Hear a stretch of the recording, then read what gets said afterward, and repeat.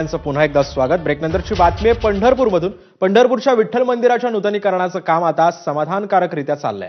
पंढरपूरच्या कॉरिडॉरचा आराखडा आता तयार करण्यात आलेला आहे। पुढच्या 3 महिन्यांमध्ये मालमत्ता अधिग्रहित कराव्या लागणार आहेत असं देखील मुख्यमंत्र्यांनी स्पष्ट केलेलं आहे। अतिशय समाधानकारक काम चाललेलं आहे। खूप चांगल्या पद्धतीने रिस्टोरेशन झालेलं आहे। जुनं स्वरूप आपण बऱ्यापैकी रिस्टोर केलंय।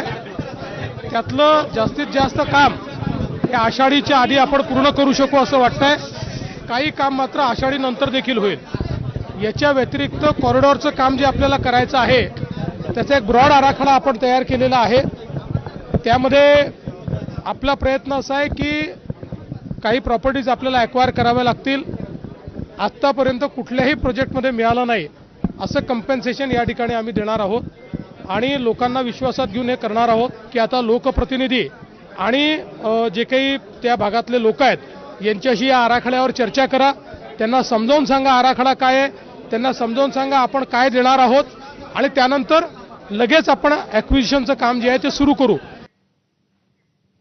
आणि या बातमीसह माझा मिडडेमध्ये वेळ झाली। इथेच थांबण्याची। लगेचच भेटूयात। पाहत रहा एबीपी माझा।